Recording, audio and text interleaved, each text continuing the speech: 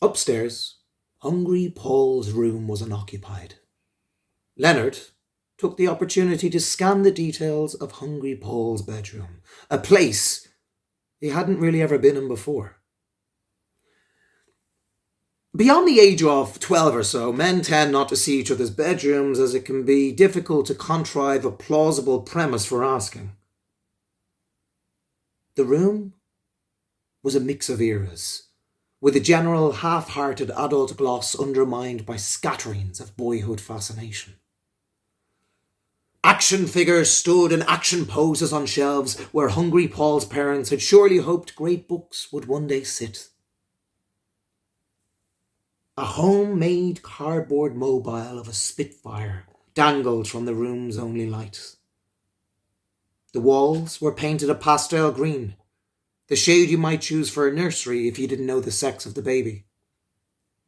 The curtains and bedspread were of a generic home store type, leaves and whatnot in graduated blues and greys.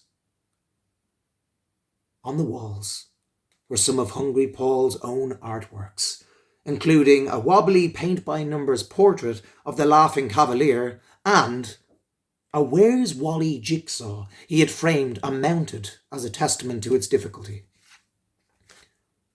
Though not untidy, the room had that random look you sometimes find among the bedrooms of former children who are still in residence.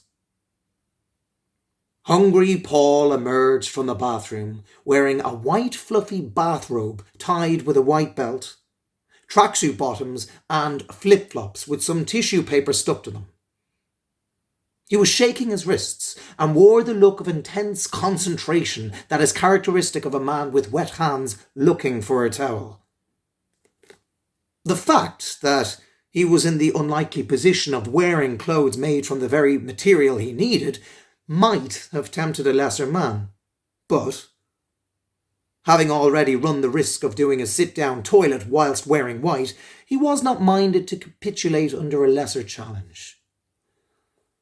He resolved his difficulty by retrieving a t-shirt from the linen basket and drying his hands on it, his assessment being that clothes that were clean enough to wear only a short time previously were unlikely to become too dirty to use in the meantime. There is much pleasure in relief, and as Hungry Paul noticed Leonard, he welcomed him with genuine warmth. "Hi, Leonard. They sent you up.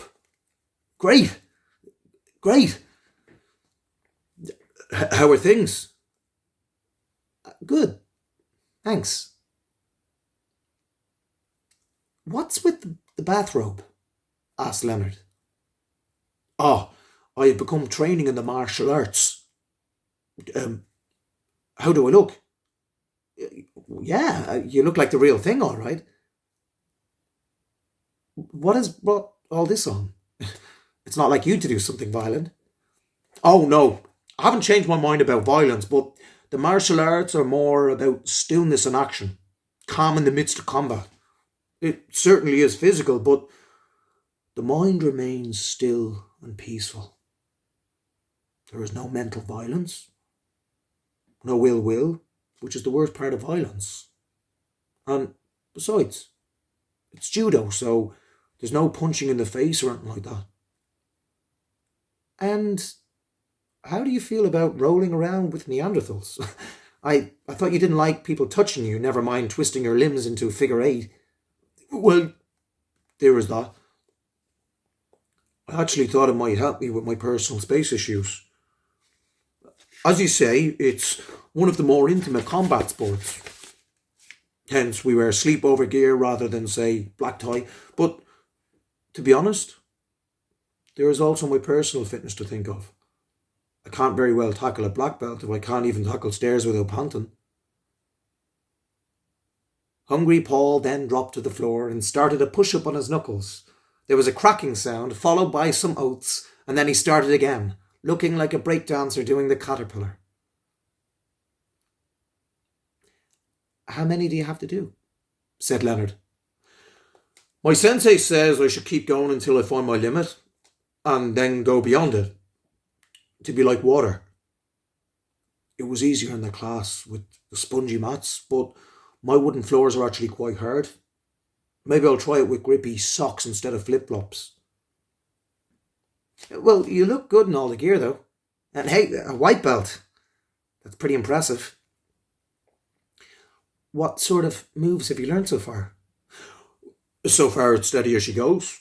The first thing they teach you is how to sign a waiver form, and then they teach you how to break a fall so you don't get hurt. Although, I suspect whether I get hurt or not is very much up to my future opponent as it is up to me. Then we did some drills with the others. Most of them are a bit bigger than me, so I was mainly practicing my defence. I suppose it should be good for your mental strength too. The martial arts are known for emphasising oneness of mind and body, said Leonard, who had actually written something on the martial arts in a children's encyclopedia about the Olympics, though the combat sports only got a brief section at the back along with shooting, weightlifting and a fact box about steroids. Well, funny you should say that. I was actually quite lightheaded after the class, which often happens whenever I try new things. Still, it's only my first class, and I asked the sensei about my potential, and he said that if I upgraded from the bathrobe and tracksuit bottoms to buying a gi, that's what they call the proper judo outfit, it would be a real sign of commitment. I can tell it will take many tournaments to win his respect.